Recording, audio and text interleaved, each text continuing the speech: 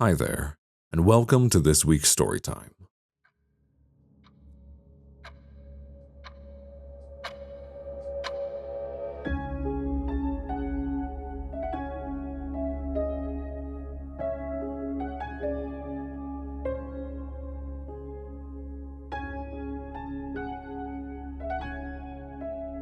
The Cask of Amontillado by Edgar Allan Poe.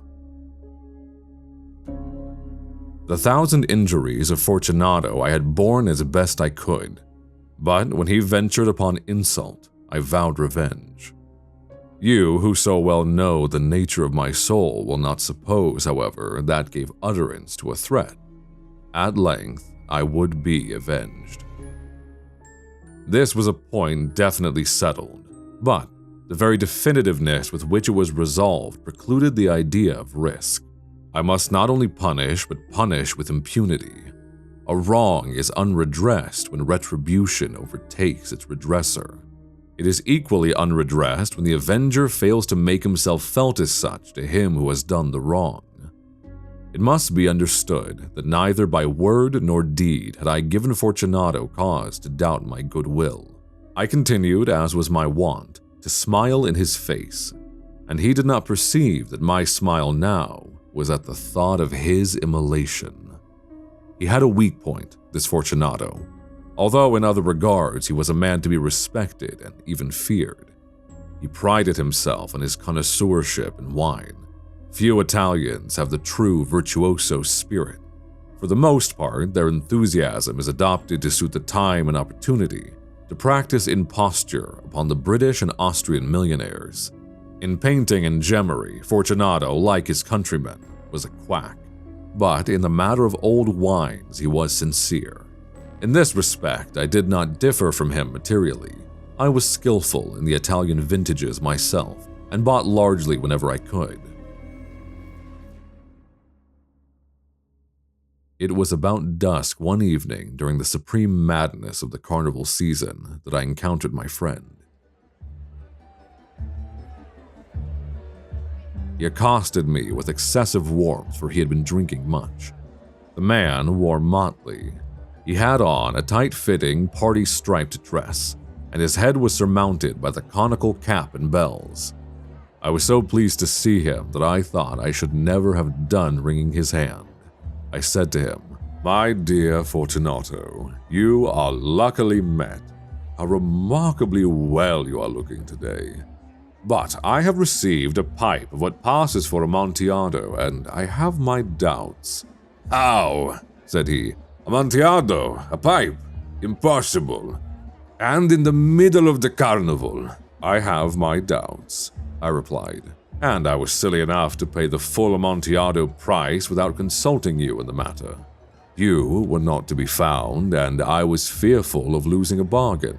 "Amontillado? I have my doubts. Amontillado, and I must satisfy them." "Amontillado?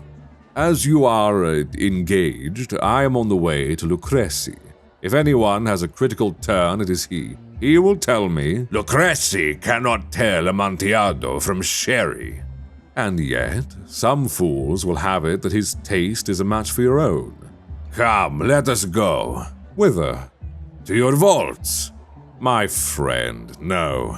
I will not impose upon your good nature. I perceive you have an engagement. Lucrezi." "I have no engagement. Come." "My friend, no. It is not the engagement, but the severe cold with which I perceive you are afflicted. The vaults are insufferably damp. They are crusted with nitre." "Let us go, nevertheless. The cold is merely nothing. Amontillado, you have been imposed upon, and as for Lucrezi, he cannot distinguish sherry from Amontillado." Thus speaking, Fortunato possessed himself of my arm, and, putting on a mask of black silk and drawing a roquelaire closely about my person, I suffered him to hurry me to my palazzo.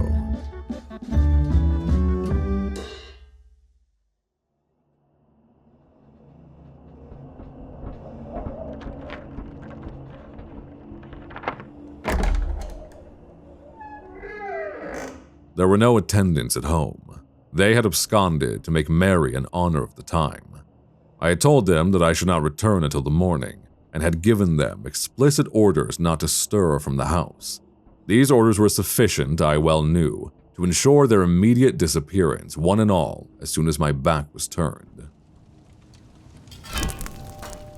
I took from their sconces 2 flambeaux and, giving one to Fortunato, bowed him through several suites of rooms to the archway that led into the vaults.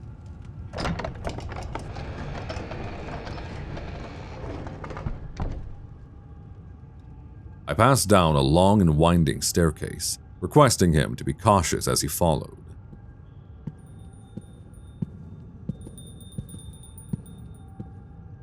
We came at length to the foot of the descent and stood together upon the damp ground of the catacombs of the Montressors. The gait of my friend was unsteady, and the bells upon his cap jingled as he strode. "The pipe," he said. "It is farther on," said I. "But observe the white webwork which gleams from these cavern walls." He turned towards me and looked into my eyes with 2 filmy orbs that distilled the rheum of intoxication. "Nitre?" he asked at length. "Nitre," I replied.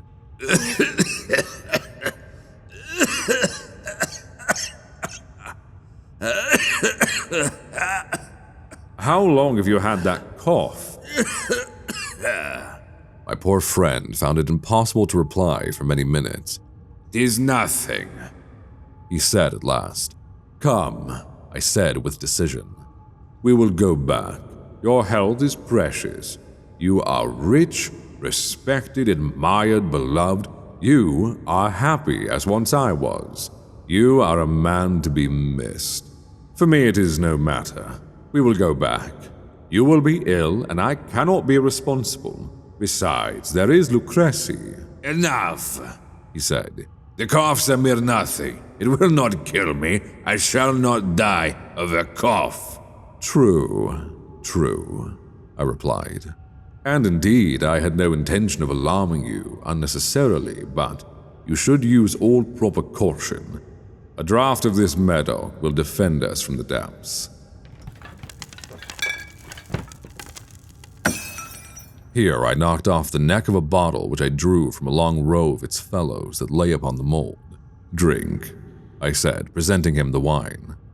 He raised it to his lips with a leer. He paused and nodded to me familiarly while his bells jingled. "I drink," he said, "to the buried that repose around us." "And I to your long life." He again took my arm and we proceeded. "These vaults," he said, "are extensive." "The Montresors," I replied, "were a great and numerous family." "I forget your arms." "A huge human foot door in a field azure. The foot crushes a serpent rampant whose fangs are embedded in the heel." "And the motto?" "Nemo me impune lacessit." "Good," he said. The wine sparkled in his eyes and the bells jingled. My own fancy grew warm with the Medoc. We had passed through long walls of piled skeletons, with casks and puncheons intermingling, into the inmost recesses of the catacombs. I paused again, and this time I made bold to seize Fortunato by an arm above the elbow. "The nitre," I said. "See, it increases. It hangs like moss upon the vaults. We are below the river's bed. The drops of moisture trickle among the bones. Come, we will go back ere it is too late. Your cough." "It is nothing," he said. "Let us go on, but first another draught of the meadow." I broke and reached him a flagon of de Grave. He emptied it at a breath. His eyes flashed with a fierce light. He laughed and threw the bottle upwards with a gesticulation I did not understand. I looked at him in surprise. He repeated the movement, a grotesque one. "You do not comprehend?" he said. "Not I," I replied. "Then you are not of the Brotherhood." "How?" "You are not of the Masons." Yes, I said. Yes. "You? Impossible. A mason. A mason, I replied. A sign, he said. It is this, I answered, producing from beneath the folds of my roquelaire a trowel. You jest, he exclaimed, recoiling a few paces. But let us proceed to the Amontillado. Be it so, I said, replacing the tool beneath the cloak and again offering him my arm. He leaned upon it heavily.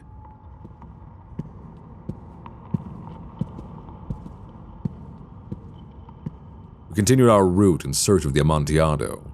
We passed through a range of low arches, descended, passed on, and, descending again, arrived at a deep crypt, in which the foulness of the air caused our flambeau rather to glow than flame.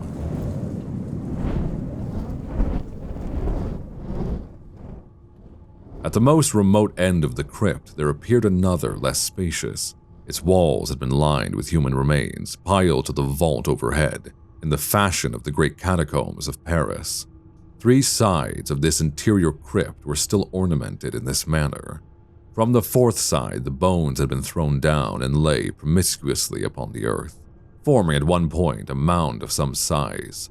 Within the walls thus exposed by the displacing of the bones, we perceived a still interior crypt or recess, in depth about 4 feet, in width 3, in height 6 or 7. It seemed to have been constructed for no especial use within itself, but formed merely the interval between 2 of the colossal supports of the roof of the catacombs, and was backed by one of their circumscribing walls of solid granite. It was in vain that Fortunato, uplifting his dull torch, endeavored to pry into the depth of the recess. Its termination the feeble light did not enable us to see. Proceed, I said. Herein is the Amontillado. As for Lucrezi, he is an ignoramus, interrupted my friend, as he stepped unsteadily forward, while I followed immediately at his heels, finding his progress arrested by the rock, stood stupidly bewildered. A moment more, and I had fettered him to the granite. In its surface were 2 iron staples, distant from each other about 2 feet horizontally.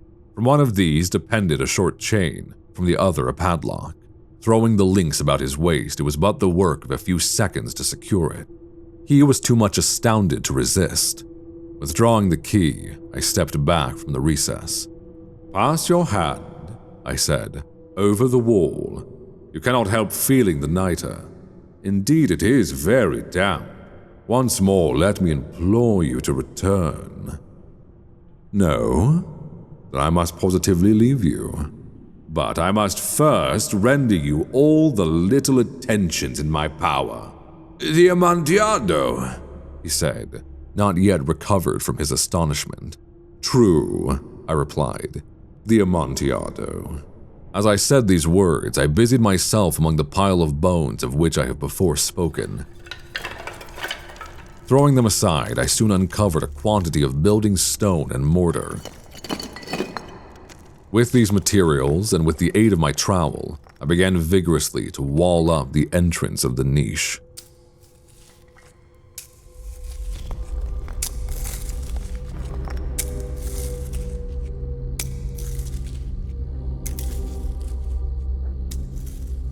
I had scarcely laid the first tier of the masonry when I discovered that the intoxication of Fortunato had, in a great measure, worn off. The earliest indication I had of this was a low moaning cry from the depth of the recess. It was not the cry of a drunken man.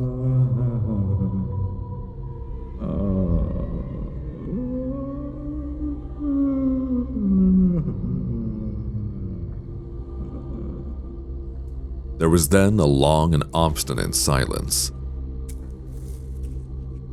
I laid the second tier, and the third, and the fourth, and then I heard the furious vibrations of the chain. The noise lasted for several minutes, during which, that I might hearken to it with the more satisfaction, I ceased my labors and sat down upon the bones.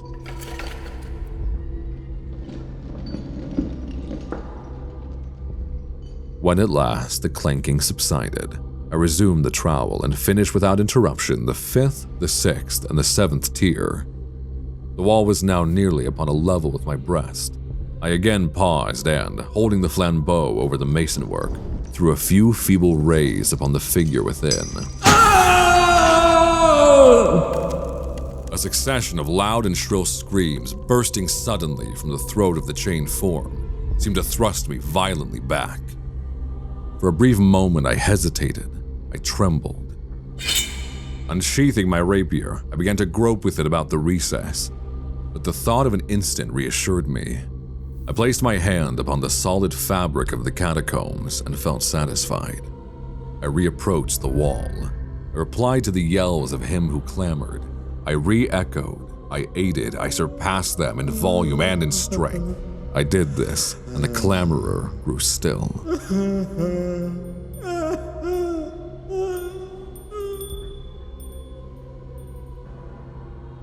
It was now midnight. My task was drawing to a close.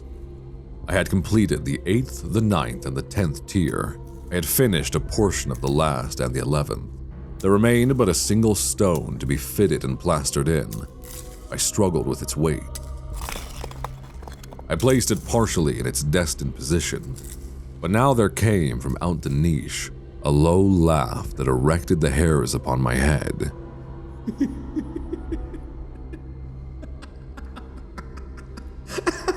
It was succeeded by a sad voice, which I had difficulty in recognizing as that of the noble Fortunato. The voice said, "A very good joke indeed. An excellent jest. We would have many a rich laugh about it at the palazzo. Over our wine." The Amontillado, I said. Yes, the Amontillado. But is it not getting late? Will not they be awaiting us at the palazzo? The Lady Fortunato and the rest? Let us be gone. yes, I said. let us be gone. For the love of God, Montresor. Yes, I said. For the love of God.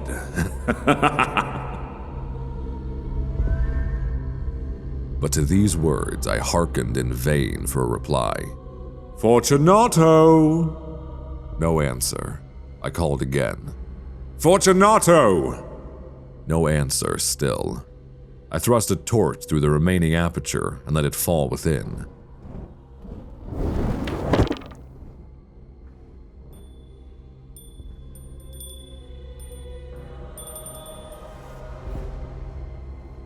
There came forth in return only a jingling of the bells. My heart grew sick. It was the dampness of the catacombs that made it so. I hastened to make an end of my labor. I forced the last stone into its position. I plastered it up. Against the new masonry, I re-erected the old rampart of bones. For the half of a century, no mortal has disturbed them. En pace requiescat.